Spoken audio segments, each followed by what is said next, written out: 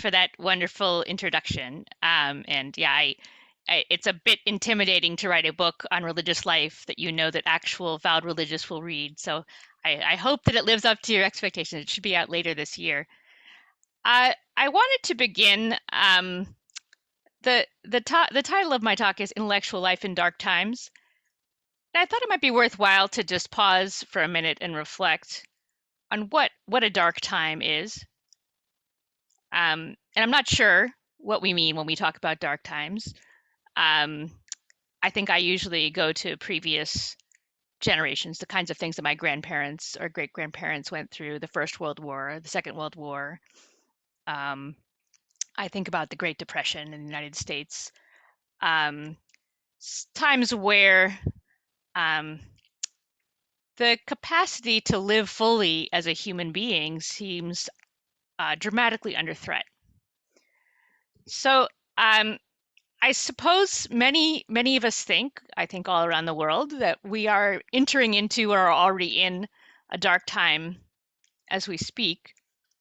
And I'm not sure what that means or where that perception comes from. But I think part of what I want to have in the background, and it would help me if each of you reflected on it for a minute, is just to think about what exactly is threatened in a dark time. What concerns us? What frightens us? What kinds of deprivations does it involve exactly? And what's the content of our fears for the present or for the future? So I'll just leave that with you, and you can chew over it. And I'm going to tell some stories. As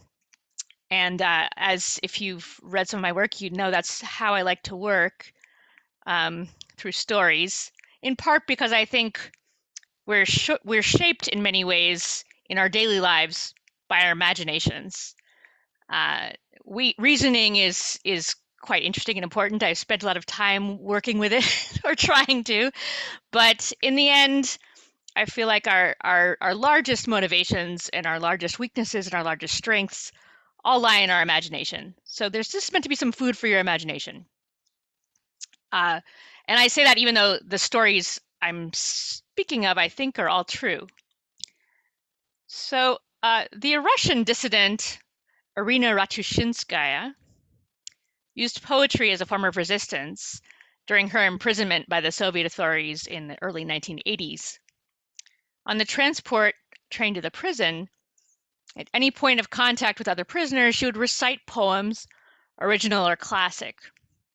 Memorized poems were written out on scraps of paper and exchanged between prisoners. When she was denied writing materials, she scratched her poems onto bars of soap with matchsticks, washing them away after she had memorized them. She transferred them to cigarette paper when she could, and they were smuggled out of prison to be published in the West. The Romanian medievalist Irina Dumitrescu writes about Romanian political prisoners who taught each other Morse code and tapped out poetry through the walls. Some taught each other languages, one using knots on a piece of string to code letters. One Romanian officer in Siberia made ink out of blackberries and wrote out French poems he had memorized in school. More than one such prisoner referred to their time in prison as a university. So one might think that the pursuit of poetry or philosophy or languages in prison as a safeguard for one's dignity or as a bond of connection between one person and another is a kind of special form of the intellectual life, a sort of hothouse flower, a rare breed. But since I began working on this, I always discover more and more examples. André Weil, the mathematician, who was imprisoned by the Vichy government in the 40s, and undertook a major mathematical proof while in prison. And he joked that it was only going to be possible in prison for him he needed more prison time if he was going to finish his mathematical work and really become the mathematician he meant to be. I also think about stories from the history of the United States, and especially the history of enslaved peoples. Frederick Douglass, who is the great abolitionist, grew up in slavery, and he received his first lessons in how to read while still enslaved. He was taught by his mistress, and he was punished when he was discovered by his master. Both he and his mistress were punished for learning how to read. So he was strictly forbidden to learn how to read. But he was fascinated by what he had already caught, so he taught himself in secret. He quizzed schoolboys that he met by chance. He would find and decipher random bits of word or text that he would find while working in shipyards in Baltimore. He found at last a copy of a book called the Colombian Orator, which was a collection of classical orations, and he read it backwards and forwards and developed for himself the oratorial tones which made him so famous. He used his oratory to speak on behalf of the freedom of his enslaved brothers and sisters. So another famous story happened on a much broader scale than that, and without the benefits of literacy. The Bible, to which enslaved people in the U.S. were exposed, and they were exposed to it in expectation that they would receive it in a servile spirit. But they didn't receive it that way. So they heard its central story of the people of Israel who were led out of Egypt and slavery into freedom, and they recognized it as a human story, as applying to them as much as it applied to anyone. So by legend, the great conductor on what we called the Underground Railroad, the secret network which led slaves out into freedom, the great conductor was called Harriet Tubman, and she was called Moses after the biblical figure. She sang spirituals called Go Down Moses or Steal Away, spirituals about the liberation of the Israelites. And she did that in order to call people to her journey. She would walk by the back of the plantations and sing, and everyone knew what it meant.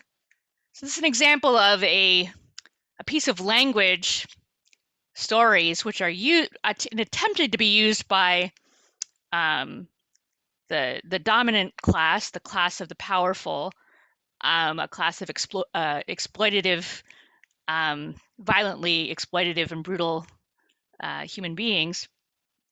But the words in the stories are taken up in a different way. They're heard and appropriated and changed in the hearts of those who encounter them. So other examples, I'm going to go back to my other stories here. So if we go back to a prison story, which is also a part of the tradition of Black American literacy in the United States, the great African American activist Malcolm X entered prison as a man named Malcolm Little. He was a defiant hedonist. He was an addict. He was reliant on petty crime. His father had been murdered by white men when he was a child. His family had been broken up by the local welfare office. So when he was finally sent to prison for theft, he read the entire prison library. First the dictionary, then books on etymology and linguistics. He studied languages. He converted to Islam. He read the Bible, the Quran, the great works of Western philosophy, Nietzsche, Schopenhauer, Plato, Spinoza, as well as works of Asian philosophy. So he described himself feeling his old ways of thinking disappear like a snow off the roof. So examples of, as even Douglass and the enslaved peoples of the United States show, examples of the flourishing of intellectual life in social isolation and relative poverty extend far past prison walls. So consider an ordinary young bookworm, as I was as a child, who retreats from the slings and arrows of social life to learn and to think and to ponder and to imagine. Or at a different level, consider the case of Albert Einstein, who was unable to find an academic job. And these days, when I often find myself talking to academics, they're often looking for work. It's always nice to remember that Albert Einstein couldn't get an academic job. So he took a job in a patent office, isolated from any academic community. And in that little office, he found a way to do the work that turned out to be really transformative for physics and for his own career. Or another favorite example, and then I'll come to the end of my stories and begin reflecting a bit. John Baker, who was a British lover of literature without a college degree. He worked an office job at the Automobile Association of Essex. That's the a sort of drivers association. And he stalked peregrine falcons over Essex by bicycle for 10 years, carrying maps, voluminous notes, and he consolidated all of these works, this 10 years of staring at birds, into a sort of poetic masterpiece called The Peregrine. These are all people who pursued intellectual activity, learning, thinking, mathematical proofs, looking at birds or living creatures, thinking about the nature of the universe, pondering the history of human beings and their communities. They pursued this activity outside of universities, outside often of any particular social support, at least at the time when they did so. And they did it with an intensity that one doesn't always find in sort of leafy, comfortable academic environments. So as the case of Malcolm X illustrates, intellectual life is not just a retreat or a refuge from, or actually Douglass also, it's not just a retreat or a refuge from difficult realities or dehumanizing realities. It's also a source of transformation and growth.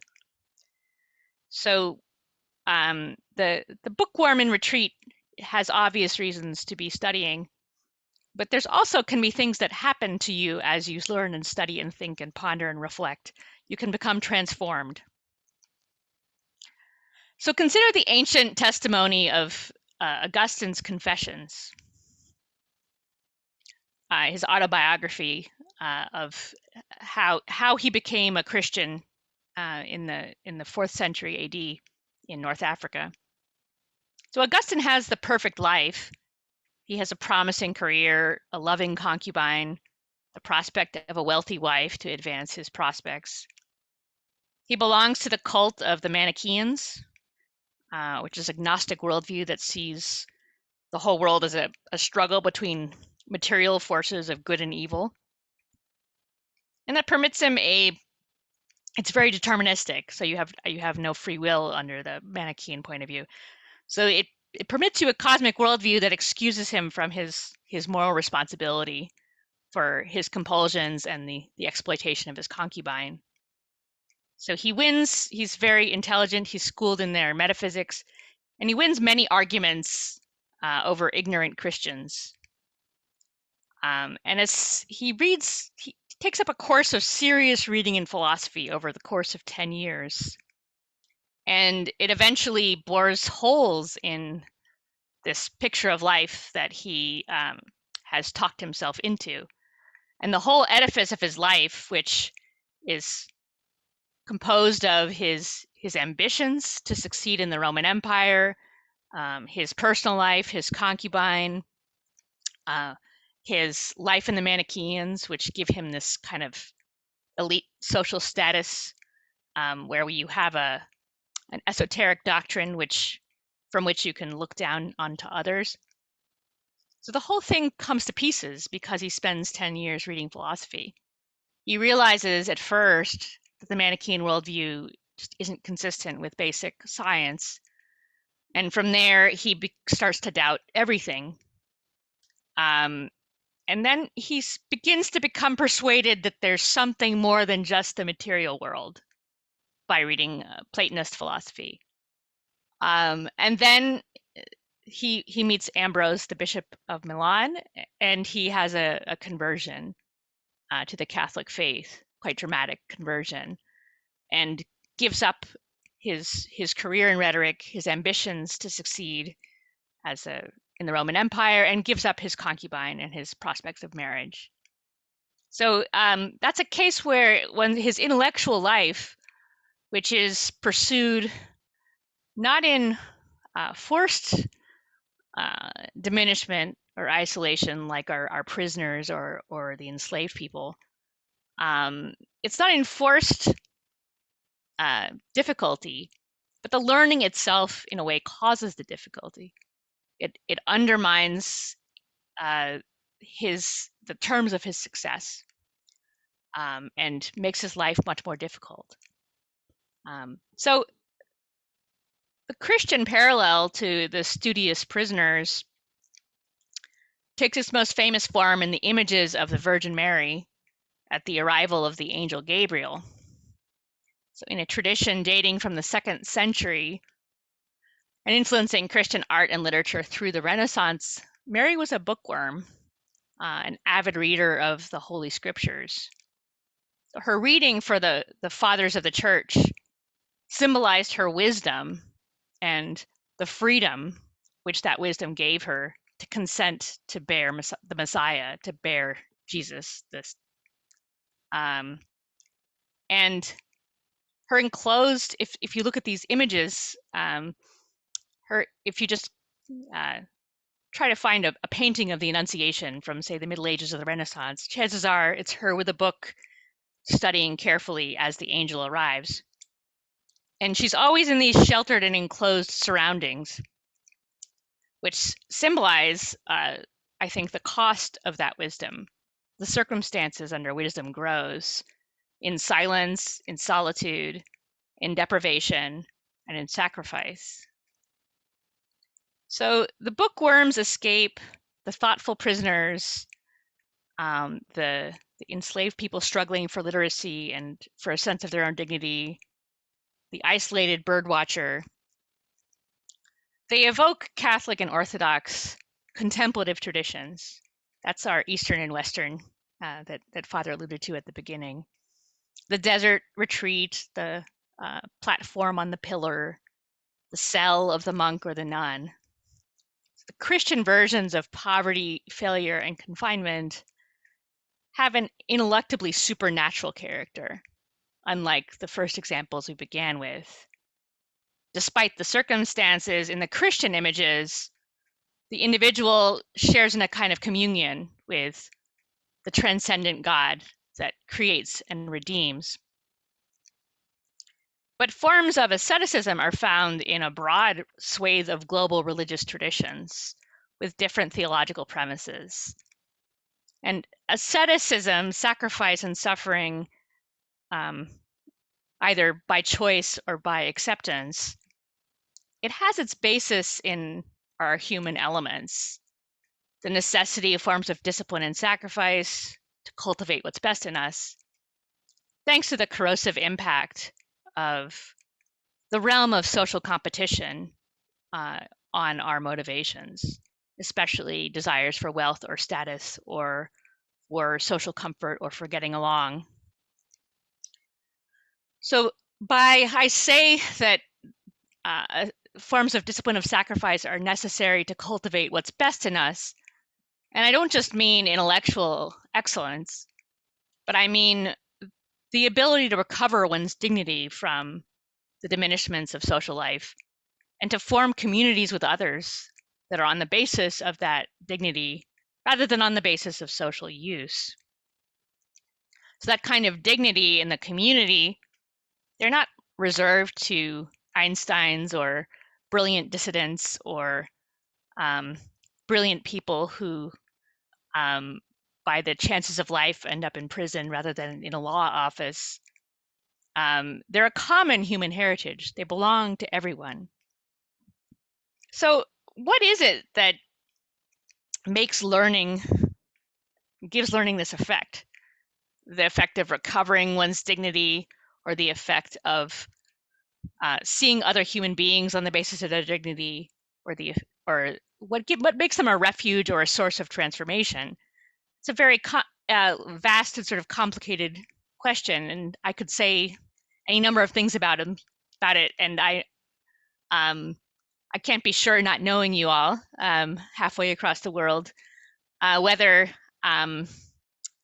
what exactly is the thing that you need to hear. But I did find this passage just more recently, and I thought I would share it with you.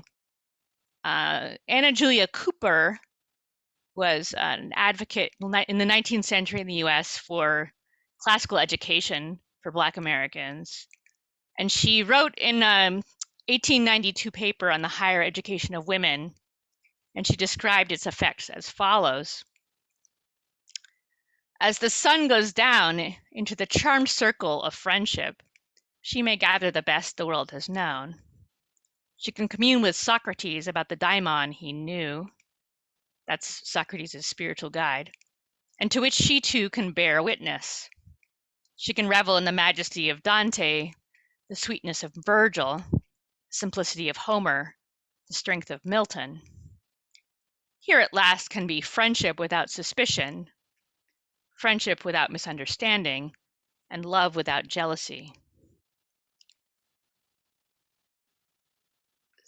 So I mentioned this last passage, which gets to the core of great books education, which is something that I spend quite a lot of time working in and promoting. And it is, I think, a way of tapping in the West, in the United States and in Europe, to the wisdom traditions on which the Western culture is based. And I think that every culture, most especially the East, the Chinese tradition, the Indian tradition, they also have very rich and well-developed wisdom traditions. And I think that part of what is being described I'm circling around, or what in someone like Anna Julia Cooper's talking about, is that the notion of there being a kind of wisdom which is passed on by a community and which is both a refuge and a source of transformation for any individual who chooses to undertake the discipline that's needed to reach it. Okay, so that was a lot of stories, and then a suggestion about the importance of isolation, sacrifice, and suffering in getting in touch with our dignity, the things that are deprived, that we're deprived of in the course of social life, in the course of the pursuit of ambition and wealth. And I've connected that with the wisdom traditions of the East and the West, and I think, as I say, I think every culture has them. They're not always written traditions as we have in the East and the West, but there are, I think, always wisdom traditions. So I've described some unusual examples of people who live an intellectual life, a life which the love of learning is exercised for its own sake. And that cultivating that love and sort of training its exercise is called, in an old-fashioned term in the United States, liberal learning. And it includes, but not exclusively, what are called the humanities. The studies of human beings in literature, in philosophy, in history, in political theory, and so on. But mathematics and science, as my examples show, I think, can also be pursued for their own sake. So it's not just the humanities, it's whatever it is in a human being that taps into our highest possibilities. So what do I mean by highest possibilities? What makes the love of learning for its own sake any different from the love of sports for its own sake, the love of walking in the woods for its own sake, making model ships out of toothpicks for its own sake? So the term liberal learning has nothing to do with liberalism, I don't think, strictly speaking, whether classic or contemporary. It means a kind of learning that liberates, that cultivates a kind of freedom. So the examples, the stories I began with, I think are all people who have found for themselves a kind of freedom. And I've spent some time, not very successfully, trying to really articulate and put my finger on what exactly that type of freedom is. So I'll say a few things about it that will not be quite adequate, but you can think through what kind of thing makes sense from where you're sitting and what you see in your daily life. So in what sense do these human beings display freedom? They are prisoners, they're enslaved people, they are people who are deprived of various basic goods of dignity and decency. They have highly restricted choices. So it's a strange kind of freedom that a prisoner can keep, or that a prisoner might have special access to. So what counts as what's the kind of slavery that they escape if people like this in these extremely deprived conditions are free? So I think one way to see that is to go around the other way. I think many of us, I usually talk to college students, and I think college students especially are prone to a kind of, but all of us are, a kind of autopilot. You go through school, you go to college, you go to graduate school. Everyone you know in your social class is doing that. You don't really know why you're doing it. Then you go to grad school, then you get a job. And this social group or social class is more or less what determines what you do. And that's not a bad thing in itself. We need communities and we need guidance in these things, but it has to be looked at with some care. So education is necessary for most forms of work that bring either money or status. And sometimes it's straightforward and sometimes it hides behind something different. So it seems to me quite, if I think about the cases of adults, as I think many of you are, I don't know how many of you are college students and how many of you are adults. We can find that our autopilots can lead us into work that is, strictly speaking, meaningless, despite its high prestige or its high pay. So this is what the sociologist David Graeber calls BS jobs. So you're doing something that has the pretense of importance, but where there's no real tangible good. You're checking boxes for a particular bureaucratic form, and those forms go into a file where no one ever looks at them. It's got to be done, but the worth of what's being done is completely invisible.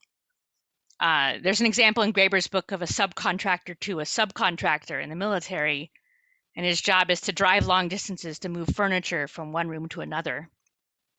There are stories about people who are hired not to fix problems which need to be fixed because there's a conflict in the higher up of among the higher ups of the company. So I think most of the people who I talk to in the American middle class have jobs something like this. They have money, they have some prestige, but the point of what they're doing, the human value of what they're doing, is very unclear.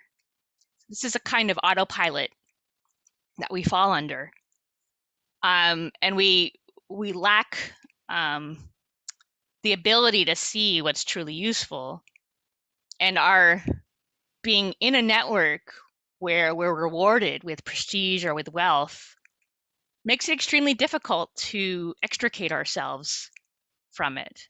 There's no way out of it without losing either some status or some wealth, and sometimes without making significant risks to oneself or the people that one cares about. So the autopilot that's given us by our communities is, on the one hand, something that we need, but on the other hand, something which is dangerous for us. And even if we're not political prisoners, even if we're not enslaved, even if we're not exploited working people, we may well be in situations where we are locked in place by the expectations and by the incentive structure of our culture. So it's this that I think is the type of slavery from which we all need to be liberated, and that liberal learning is especially well suited to do. So liberal learning relies on the principle that I am most free when I exist for my own sake. That is, that's probably not a very good way of saying what I mean, which is something like my cultivation of myself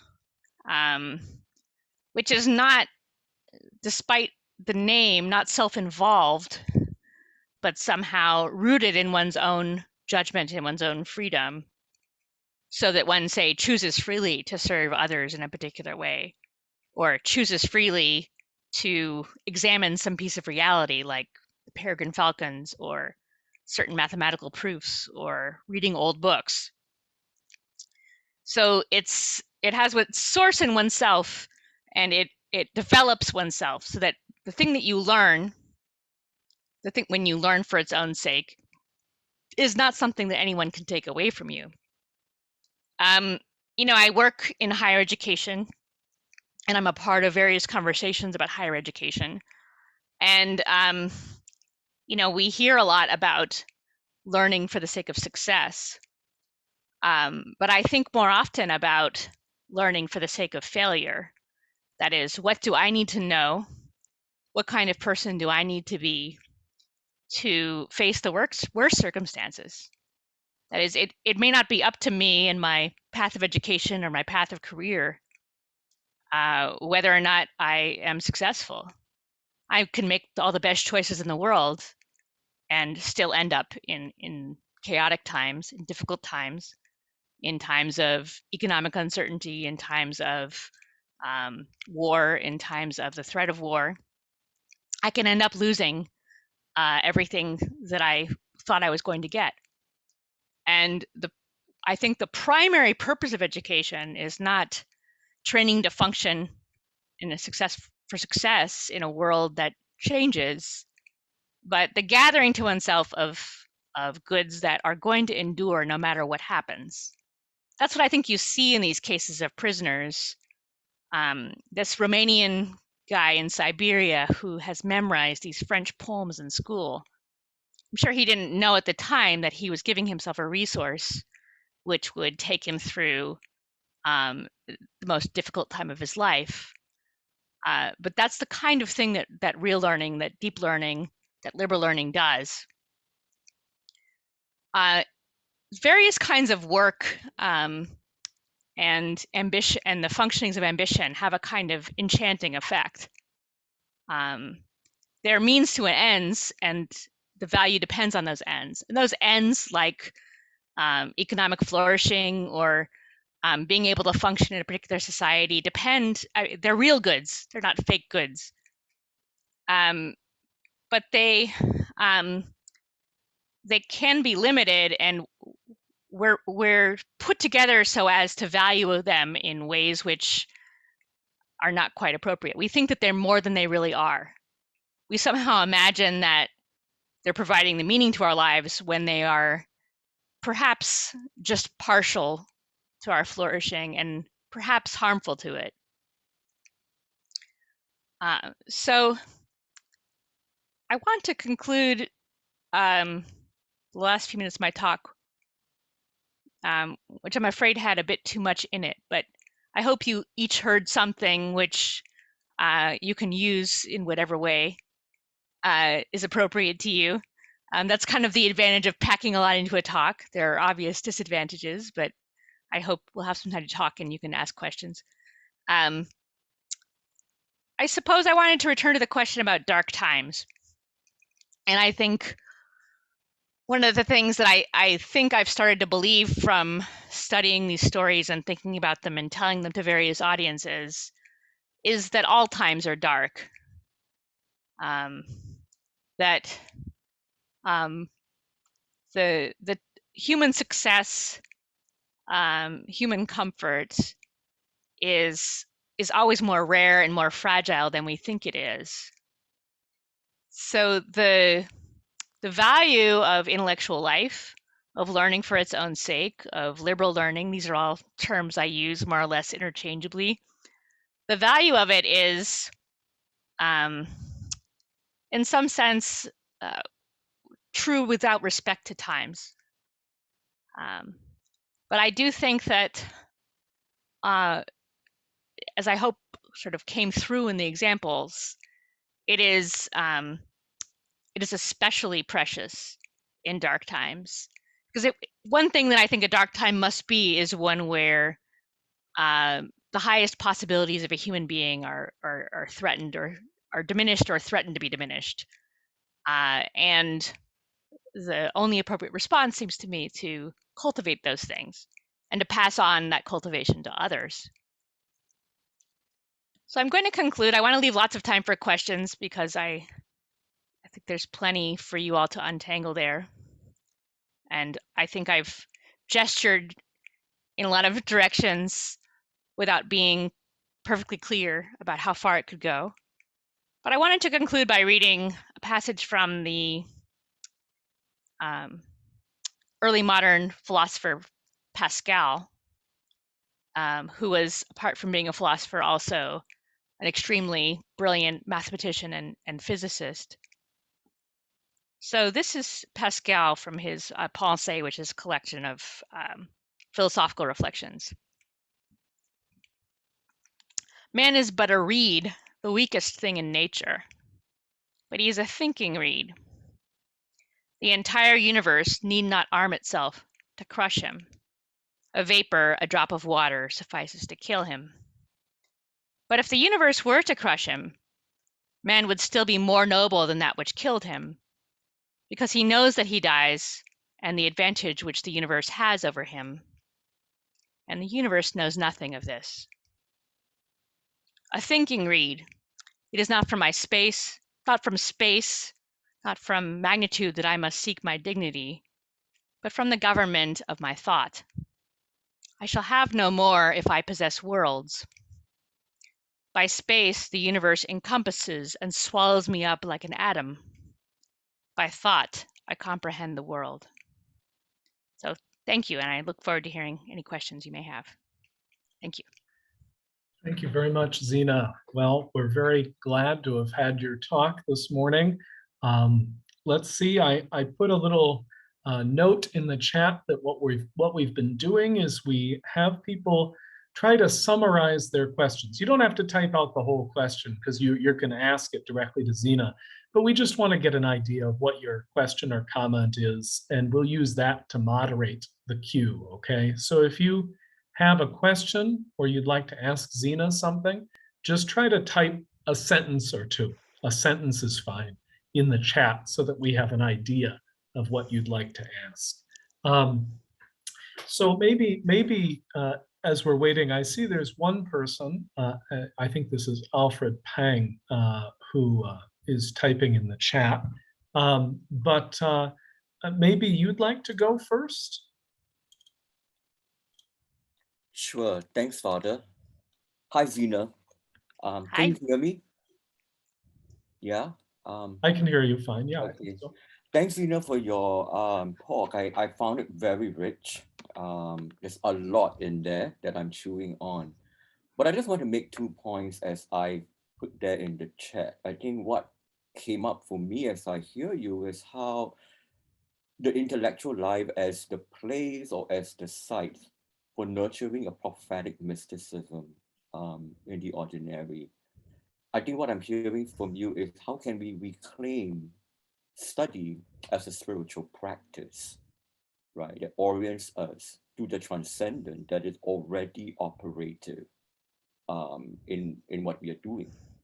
You know, and I've been, as I hear you, it's interesting. I've been going back and forth to Jürgen Moltmann's book on theology of the spirit of life. And there's a section where he writes that the place of mystical experience is the very truth, the cell, the prison cell, you know, and how church history points back to the mystical devotion of the cloister to the experience of the martyrs in the prison cells.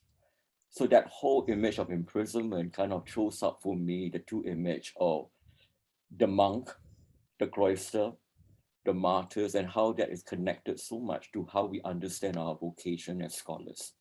So this kind of tied to the first point. And the second one, I thought you asked a really good question there in terms of what exactly are dark times and what is the content of our fears. And I hear a deeper question there. Perhaps the question there is, when we no longer know where to ground our hope in, then the question becomes, what do we ground our hope in? And how then do we cultivate the intellectual life in educating for hope? So just a couple of thoughts and comments, and I would love to hear some of what you have to offer. Thank you. I want to think a bit about hope. So thanks for your first comments. Also, the prison cell. Actually, no, I'm going to talk about both. So the first one, what it reminds me is something which I think I was trying to suggest, but could maybe make more explicitly. I think in Christianity, one of the reasons why the life of the monastic life and the life of the martyr are so central is that those lives point us to the fact that all of us are going to lose everything. So there's a sort of fact of suffering and death, which everyone faces, but which these particular figures, these lives, look straight in the eye, and they find they face themselves towards the transcendent good. And that's not to say that I think in the case of monastic life, there's also just human goods that are achieved there. I don't think it's all about it's definitely not all about depriving oneself of everything that one could possibly deprive oneself of. But it's you pull back to the point where you're less likely to be taken up by things which are not enduring, and not just not enduring, but maybe in some way dehumanizing, especially things like the desire for wealth and status. So as far as hope is concerned, it's funny, I don't talk about hope much. And I think that's because it has such a I try to talk to broad audiences, and to me hope has a very specific, clear theological dimension. Like, where is my hope? If I'm a Christian, my hope is in God and in God alone, right? It's not in anything else. It's something about what do I rely on? I put no trust in princes, in ordinary men in whom there is no help. Right? My help is in the name of the Lord who made heaven and earth.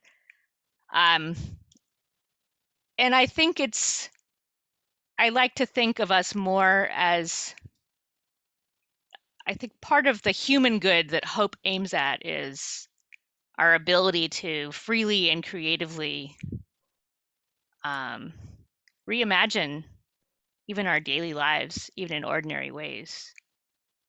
That's the human aspect of hope. And I think that I see those things in these kinds of stories. They're not all stories of Christians, but they are all stories of people who have some kind of freedom and some kind of creativity and some kind of ability to reimagine their circumstances. But anyway, thank you for your questions. They're very interesting. Thank you. Thanks for listening also. Okay, I don't know if it looks like Mr. Baker would like to go. Hi, Derek. We were in grad school together. Yeah. Hi. Yeah, I teach at Lingnan until August, I guess, then going back to the US. So hi. Yeah, so this is a somewhat small point, but maybe there's a slightly kind of bigger point to kind of follow up with. But I wouldn't rely too heavily on Graeber's BS jobs. I liked the book, but even when I was reading it, I was kind of like, there's going to be some big problems with selection bias here if your way of figuring out which jobs are BS is to wait for angry people to send you emails about their jobs. And so a study's been done. I don't know if it's been replicated. So, these things, you always have to wait a little bit. But the study that's been done to try and see if his thesis holds up finds that actually, generally, the more money you make, the more that correlates with finding your job really meaningful. And that it tends to be people on the lower end of the economic totem pole who find their jobs meaningless. So that, yeah, go ahead. I think that's really interesting, but I'll say something about why. And I don't take Graeber to be scientifically establishing his terms. I mean, I think it's what he got was some amazing stories, and their value through these angry emails, and their value depends on, how widespread you think that phenomenon is. Mm-hmm. And I'm making a bit of a a judgment, subjective judgment based on my experience, anecdotal judgment based on the people that I know in the middle to upper middle class.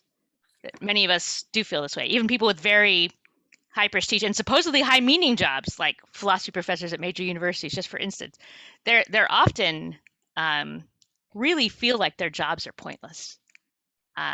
So I think that what I suspect, I mean, I don't have any empirical proof for this, but what I suspect is that when you're asking lower level workers, is your work meaningful?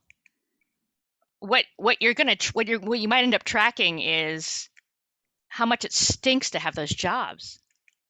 Yeah. Because you're treated so badly, and because it's so hard to keep your life together under those really exploitative conditions. But I think, I don't know. Again, I don't. This isn't the kind of thing that's evidence based. It's just what I see out there in the world. I think that feeding people and keeping stuff clean, that's very meaningful work. And there's something perverse about having the really essential, really meaningful work on which we all rely, home healthcare aides and garbage collection and food service. Somehow that's lower level, whereas people who like management consulting is high level. And Yeah. I think there's something that's gone wrong, and that's what I'm trying to diagnose, however inadequately. But I'm grateful for the question. I think it would be bad to think that somehow to use Graeber's work to say lower level work is great and high prestige work is terrible. There's a deeper problem and set of problems that I think they're pointing to. Anyway, that's what I think I would say. But thank you for pushing me on that. I appreciate it. Yeah, no, that's fine. I mean, look, even I think if I remember right, it was like, even people making a lot of money, it's like 70% find their jobs meaningful, right? So you're gonna have like substantial numbers of quite dissatisfied people in these jobs. And I mean, I don't know, talking to people in business, I gather that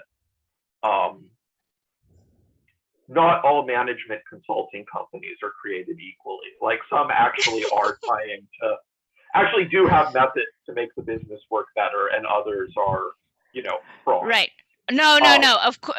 Yeah. I wasn't meaning to suggest that. It's not universal, but it might yet be pervasive in some way or other. I think it's hard to tell how. It's very hard. It seems to be hard to judge, and I don't trust the polling because I don't know how the question about meaning is framed or how it's understood. So I would want to talk to these people and ask them a set of questions and see whether I could get the answer I want out of them. That's how I would conduct my study. Just Right. how could I validate my priors? But anyway, thanks for the question. Yeah. Okay, thank you very much. Maybe we go next to Jacob Richard Thomas. Hi, Zena. I really adore your method of zero PowerPoint and lots of great stories. To build on the selection bias point, I also was wondering if these stories that you were telling of like prisoners and slaves are also probably not representative. But even that aside, they're not empirically representative. They're super inspirational, and we really have maybe overtold them. Like we also think of Dostoevsky, Gramsci, Gandhi, Martin Luther King, all in the prison writing these treatises that as school children we have to read because they're emitting expressions of the human spirit, and they're more valuable than things that people wrote outside of prison. So I think that like the value doesn't come always from the representativeness, but in how it inspires us to live differently. What I was kept thinking about is how, as a child growing up in a lower middle class American household, I felt very deprived to the extent that I could learn. That almost my poverty was an excuse that I shouldn't educationally excel. I had a encyclopedia in my closet, and like looking at what I know people have in other places, much poorer places in the world, I was super wealthy. I was like maybe in the 1%, in terms of my resources. But it raises this question of a lot of the time in the discipline of education, there's this whole debate about whether schools have enough funding, whether they have enough money for the children to learn. And it's very interesting because you tell these stories and you could see there's a spirit to learn that people didn't need those resources. And I remember getting to a point where I argued with my high school teacher, like, I don't think schools should complain much about not having enough funding, because I don't think it's as important as the teachers and the administrators make it out to be. And I think a real deal breaker was the internet. Once the internet emerged, that was a real game changer, I think, because if you're not in prison, if you can access the World Wide Web and there's all these ebooks and things, a lot of us don't need to consume a lot of money to learn, to create, to do research. And so this is a question about the necessary material foundations for learning. It throws that into question. Then the second thing is, if you're spending so much time learning and creating and doing research, we live in a world of discourse about economic and material scarcity and ecological crisis. And I think that's what a lot of people spend money doing: shopping, consuming, being entertained, going to restaurants, all those things. But a lot of the learning pursuits, the creative pursuits, don't cost any money. And you can think about that as a solution to a lot of the problems we face, both ecologically as a civilization, but also materially, which you see in the newspaper all the day: inflation and employment, all these things. These things, I'm not saying these things are important, but it's interesting to think about the spirit of learning that you're talking about in dark times, with respect to often how we characterize these dark times today, which is both in terms of politics, but also economic scarcity and ecological crisis. So I'll let you riff off of all that. Thank you. So I will take a riff off of the question about resources. So I would be horrified if my work were used to justify not funding teachers. Oh, yeah, no, I wasn't saying that. I think schools should be. I don't think everyone should be imprisoned because it would be good for them. I'm not. That's. But it's interesting that I have to remind myself from time to time that I could be understood that way. But I do think that, and this is coming from the world where I live in, right, which is again across the world from you guys, and I don't know enough about life in Hong Kong to know what people face there. So where I live, what's expensive is not resources as in books, it's people. So the thing that I think is crucial for education is mentoring. It's personal relationships with teachers who like it. And I think people see that in the US, it's coaches or piano teachers or music teachers or athletic teachers or martial arts teachers. These are personal relationships which help a young person to develop habits and forms of excellence in a particular area and understand a certain aspect of reality. So because I care so much about that personal connection, I'm very gung-ho for educational resources. But I don't think actually, what I think the spirit in what you're saying that I think resonates with me and what I think I agree with is you can do really serious, deep study with hardly anything. I mean, a book and a friend. Now, a friend can be hard to find, but you can learn and think, and that's, I think, what those examples are meant to. All the stories are meant to show. They're not meant to show ideal circumstances, but they're meant to help people think about what's possible, even in very difficult circumstances. And I'm grateful to you also because I think you're right vis-a-vis what I was talking about with Derek, that the point of my examples is not to somehow establish a general truth. It's to help the people that are listening to me form their imaginations in such a way that helps them work out something, helps them to reimagine or rethink some possibility in the world. I think we're in such a data-driven, established knowledge type of world. we don't think about how important that can be to just think creatively and broadly about what life could look like. So I don't ever mean to say all prisoners have wonderful, rich inner lives. Of course they don't. It's circumstances are designed to prevent that. That's the point of prison, is to keep people from having inner lives. But the fact that it's possible means it's built in very deep to human beings, and very simple resources can unfold it. And that's, I think, the kind of possibility that I want to hold out. That it's very deep in a very deep kind of human need, and you don't need much. You don't need much to achieve some degree of freedom and dignity, even in the worst circumstances. Anyway, thank you for the pressure. I appreciate it. It's a very interesting set of thoughts and questions. Okay, I think next we have Cynthia Pong.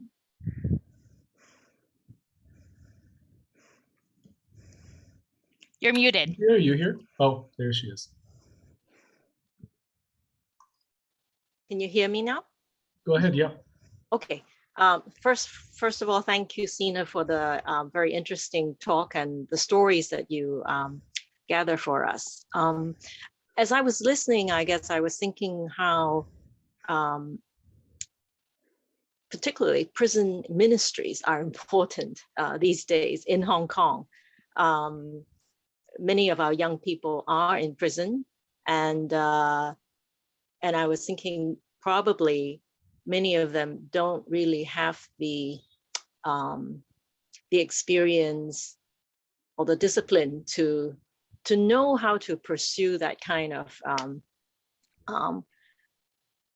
quest for reflection, for thinking, because precisely the prison, as you said, is designed to well, I guess in most cases they are meant to be penal rather than rehabilitational. So it seems to me that those of us who are able to may do more in prison ministries, as by way of reaching out, by way of showing them that that there are people who care. So the prison is not only a place where human relationships are shut out, that they can still in those circumstances connect with people, connect with ideas. It just strikes me as I listen to you that maybe we need more efficacy in that. I think in Hong Kong, higher education for prisoners, I don't think there's been too much of a success story there. So I think it's something that we need to find ways to explore. Thank you. No, thank you. I spent a few years, not many years, but a few years doing both prison ministry, both Christian ministry, that is Bible study, and also I taught a couple of philosophy classes, intro to philosophy in 2 different prisons. And it was incredible work. Now, mind you, these are this is in the U.S., which is its own prison population. But I was struck. The people who I talked to were not like the Romanian political prisoner who'd probably gone to some fancy boarding school and was forced to memorize French poems. They were very ordinary people, and often people with really just the bleakest backgrounds you could imagine, of abuse and poverty and drugs and exploitation and what have you. When they were, I don't think I'm imagining this. I think it was partly because they were in jail or because they were imprisoned.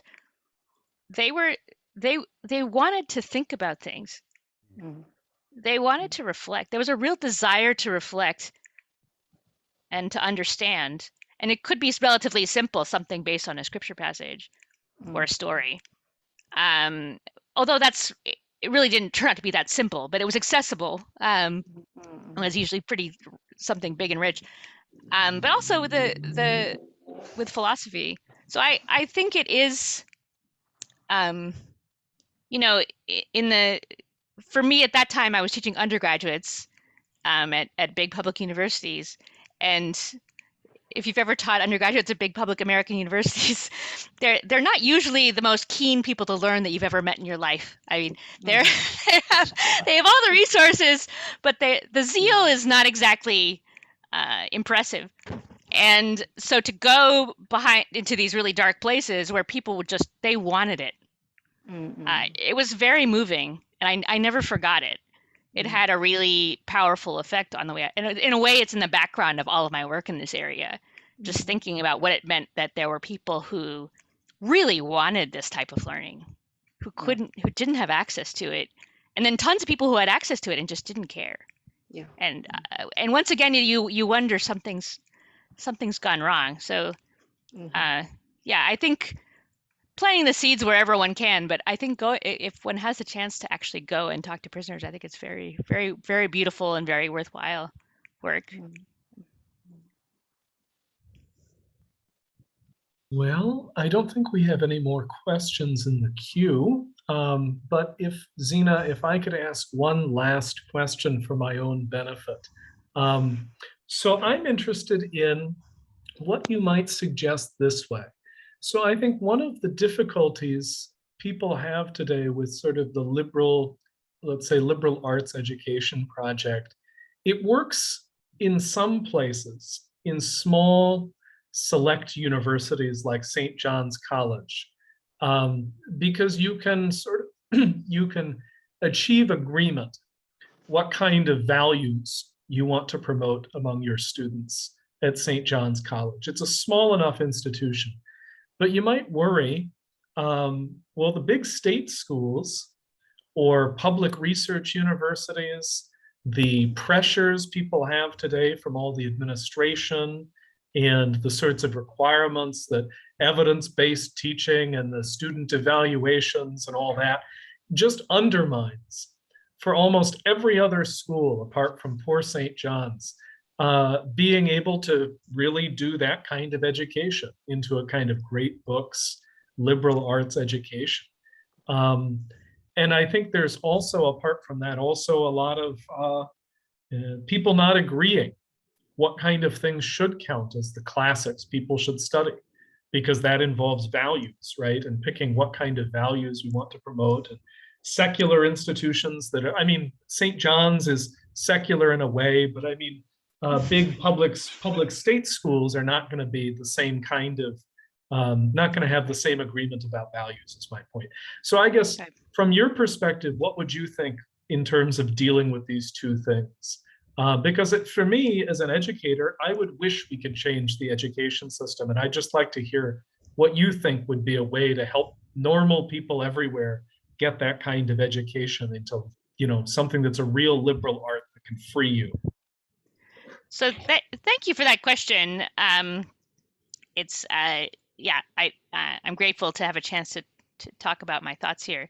The first thing I want to say is that I'm not an educational policy writer, and partly because I don't have much inclination to be, and partly because I don't have much background to be, but also because I think that it goes back to the other theme that we've been talking about the importance of forming the imagination, as I think we lack ideals by which our education should be shaped. And I think without ideals, and there could be a variety of ideals, and they could even be in conflict with one another in these big pluralistic societies. But even so, ideals on their own, I think, matter for education. So I'm trying to find ways to shape those ideals and to help people think about their ideals. And I think there won't be any way out of the kinds of educational crises we're in if we don't think that way. So that's just a bit about what my basic project is.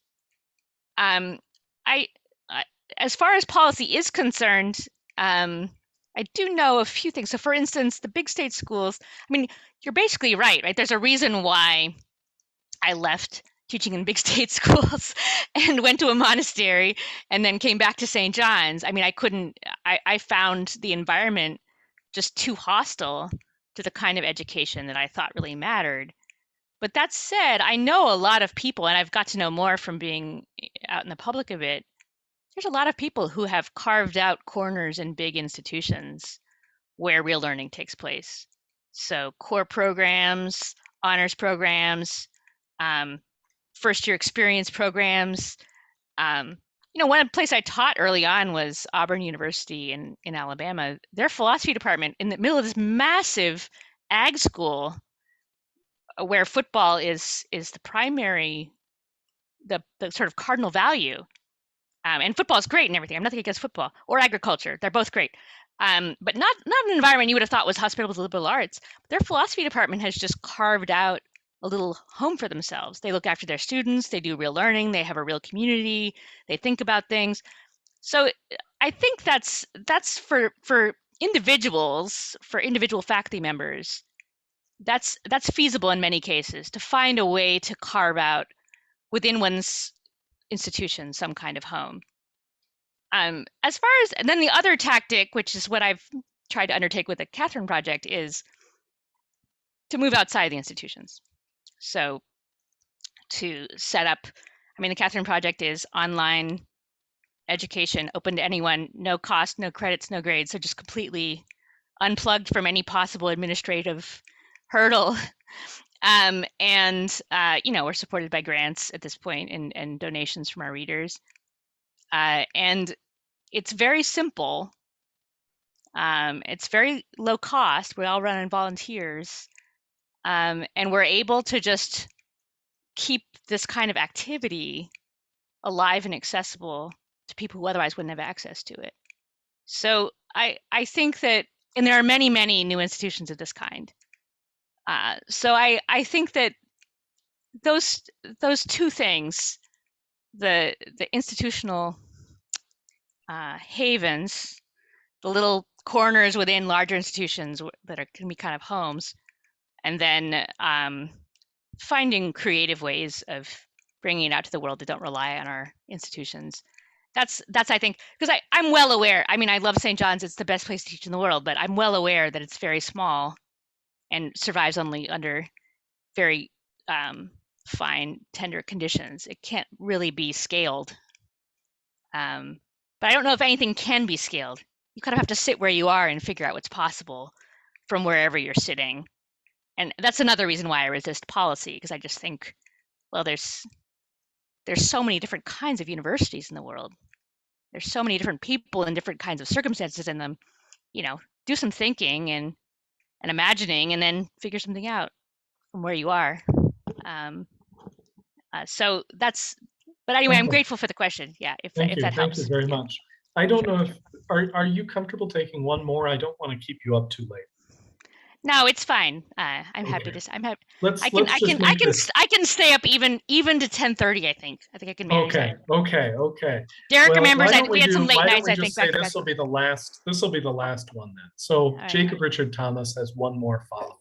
Yeah, Zena, just to follow up, I wasn't saying education is that doesn't require material resources. I actually think that the people are actually very important, and mentorship.